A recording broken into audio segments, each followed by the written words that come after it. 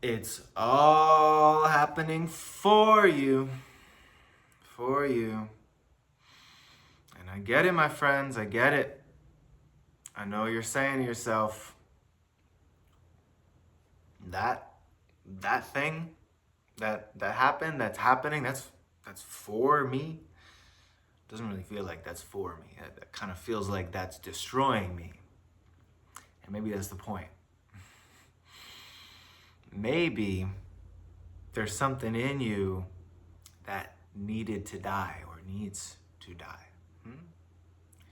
Maybe there's something that's clinging to a past version, to a past experience, a past reality, a past state of being that you were in. And the idea of letting go of that feels destructive. It feels like, how could I be me? How could I be me if that were to be gone, were to be let go of, were to change? Because the truth is, you identify with what once was very strongly. But in order for there to be what is to be, what once was must be let go of. And so that's why even the dark moments, even the destructive things, lead to constructive things. And we can say the most destructive is the resistance, the lack of acceptance to what is happening, to what has happened. We don't want to let go. And we love what we had, what we were, where we were. Who will I be without that person? Who will I be in a different home? Who will I be without that job? Who will I be with this sickness? Who will I be with this injury? Who will I be with thinning hair? Who will I be with long hair? Change is scary to us.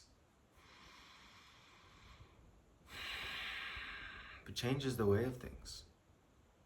And so why won't we accept that we're in a world that's always changing? Your body is not the same body you had. So somehow there's still a you here. Are you still here? They say it takes 7 years for all the cells in the body to be replaced. So who are you? Like there's that saying, if you have a car and over time you replace every part of the car, is it still that car? And if you replaced every part of that car and every part that you took out, you built into a new car, is the new car with all the old parts the car that was once there, or is the car that had the parts slowly replaced the car?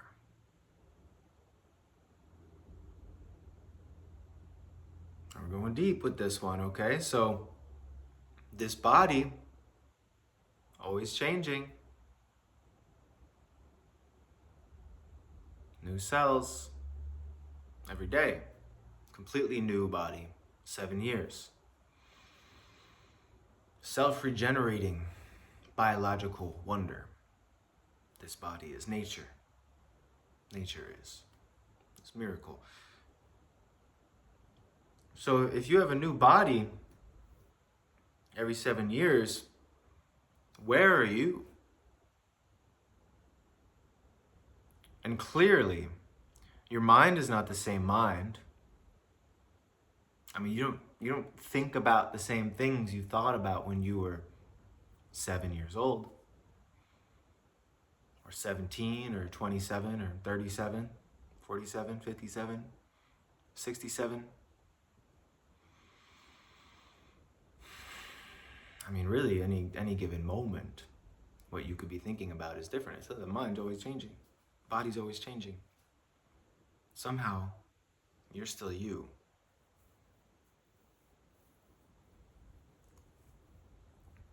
So what if all this stuff that seems to be happening to you, that I'm saying is happening for you, it's helping you to realize the real you?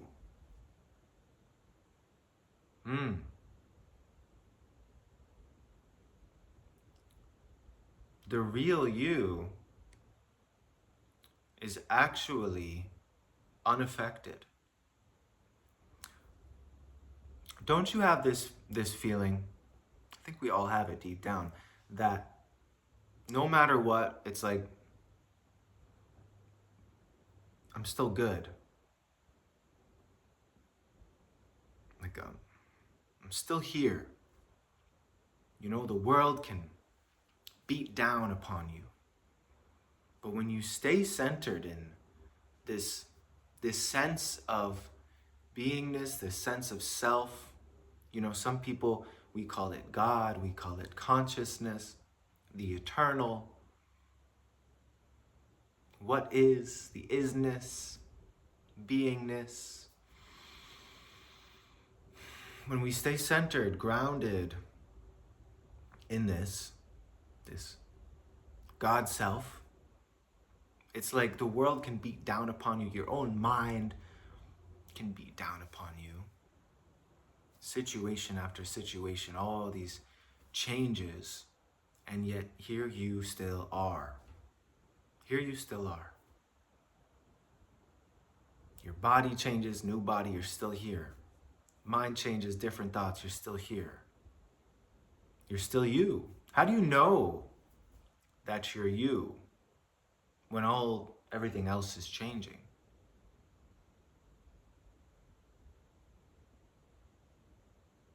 And then, why? Why are we so distraught about the changes, about the difficult things that seem to be happening to us?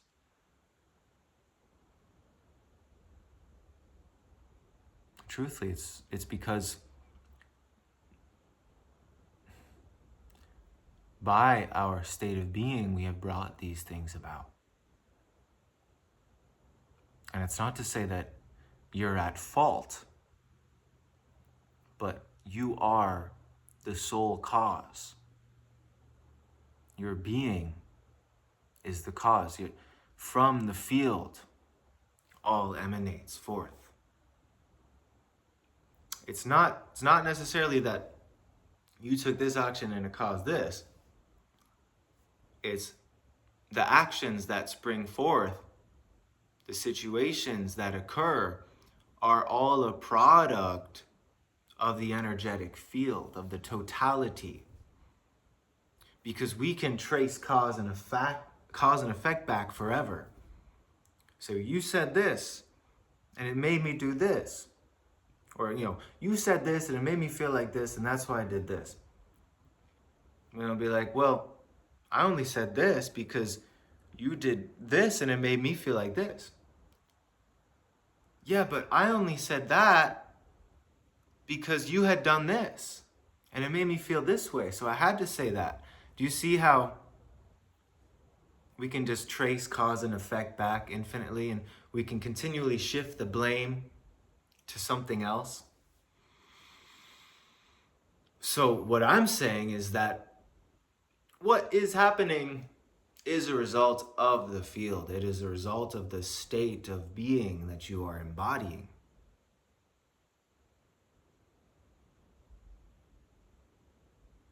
And, you is we're a collective consciousness. So it's really the state of the collective that we're all embodying. We're all interacting and playing this game together, but there's only one presence, there's only one self, one being here living through these infinite expressions, and then we co-create this reality together.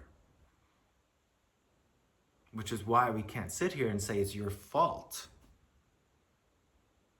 But we can say that it's an effect of you being what you are.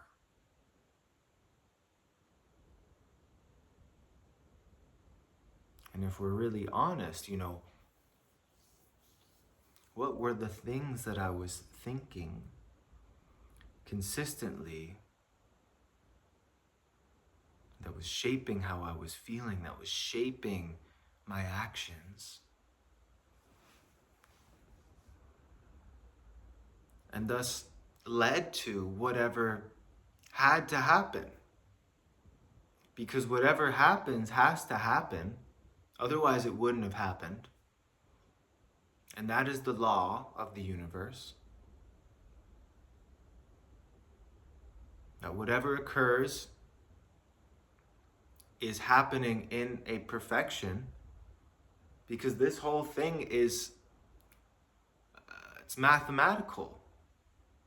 And the mathematics are perfect. The geometry of it all is perfect. It has to happen the way it happens because of the state of being.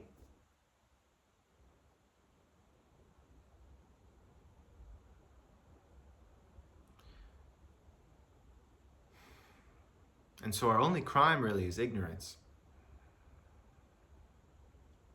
Our only crime is ignorance, and from that ignorance springs our resistance and our lack of acceptance, and thus wanting to be elsewhere and wanting to change things differently than the changes that are taking place. And so we bang our head against the creation, and we go into this endless state of dread. We dwell in more negative thoughts. We dwell in regret and want and desire, and this of course attracts more of that. When we're in a state of want, we aren't attracting what we want, we're attracting more want. In a state of love, we attract love. In a state of forgiveness, we attract forgiveness. Right? The suspicious man thinks everyone's suspicious. But the integrous, trusting, truthful man sees that first. He's not suspicious of everyone.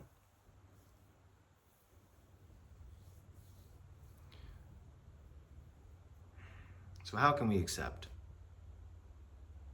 How can we accept where we are, the current situations, the changes that are uncomfortable, the things that feel like they're happening to us? How can we accept that they're happening for us? How can we accept that this is all for the greatest good? That it's here to teach us the lessons we need to learn in order to grow, so that we can become more mature, embodied human beings in service to each other, to the creation.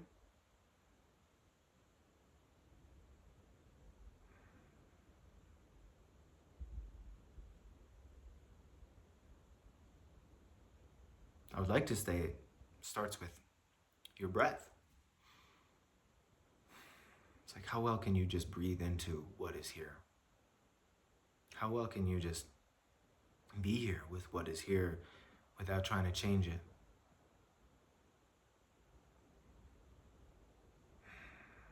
Your ability to surrender. And it's funny to say your ability to surrender, because it implies that you're doing something, but the surrender is the letting go. It's a release. So can you release? Release control.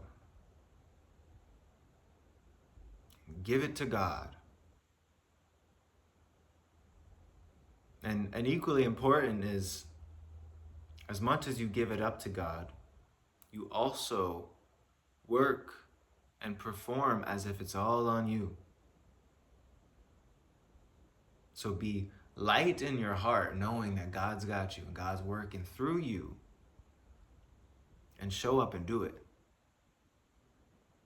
Right? Like the track star who wins the Olympic race goes into this flow state, and it's like God's energy. But they still had to show up and train every day and rest. And all the things, nourish themselves, study, practice, improve. And then they had to show up to the race and start going hard as they could. But they tap into that flow state, and it's God ultimately that achieves victory in all things. So for myself as an artist, I want to make a song. It's not going to happen if I just sit here. I might have the idea come through if I just sit here. Okay, but if I want to ever have a chance of sharing that song, it's like I better have the studio set up. Or at least press record on here. At least have the guitar nearby and record it, write it down. Okay, and then take it to the studio and flesh it out. But it's never gonna happen unless I choose to take that action.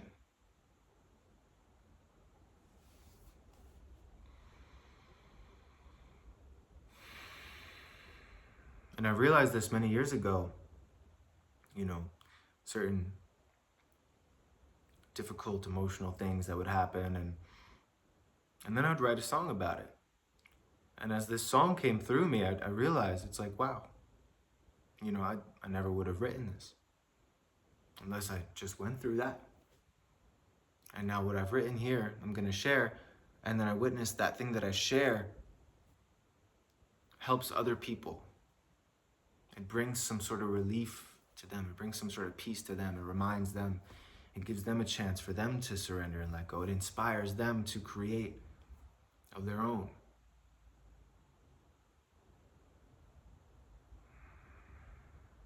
So when we can zoom out and back up and see there's always a greater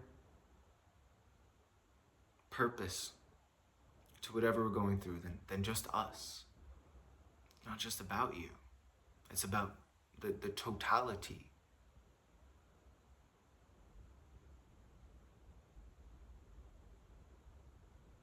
So, whatever is happening, I feel you. It's difficult. Like I'm tender, I'm raw, I'm open.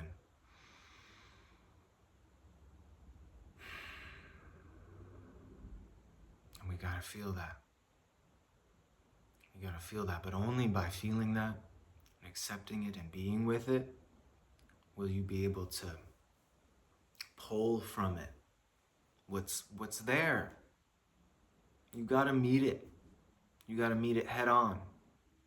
And you don't need any sort of substance.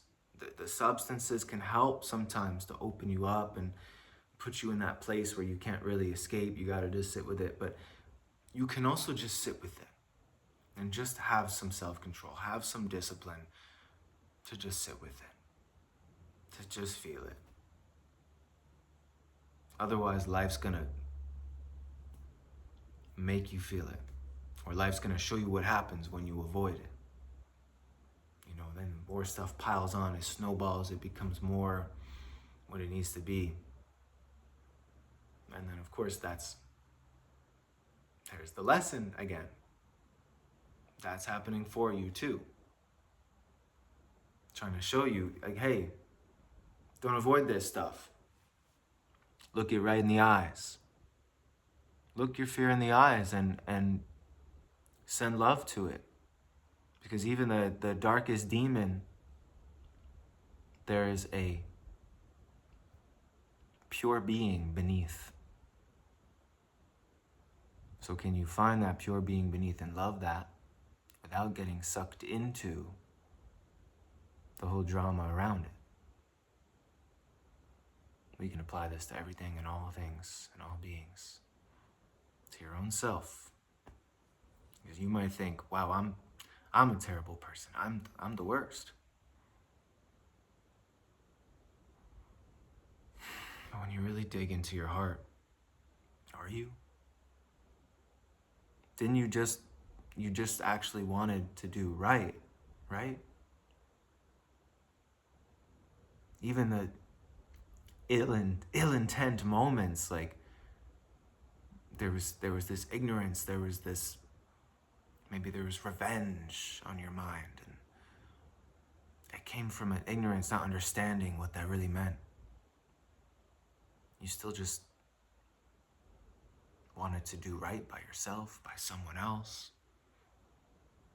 So you gotta have forgiveness. You gotta accept where you are right now. See that there's a bigger purpose to it, a bigger meaning beyond just you.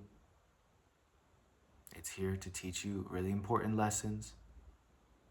So don't just numb yourself or distract yourself, and actually take time to sit with and feel these things. And if you ever need someone to sit with and reflect that back to you, I'm here. Leave a comment, ask some questions. You want to go deeper, reach out. But truthfully, like you got this. You got this. You just gotta, like I said, have that discipline to truly sit with yourself and see why this is happening, the deeper meaning to it. And that will be revealed as you go along. So as always, I love you. I love you so much. You are so loved beyond measure. And that love is not separate from what you are. In fact, I'll take it one more step forward and say that love is what you are.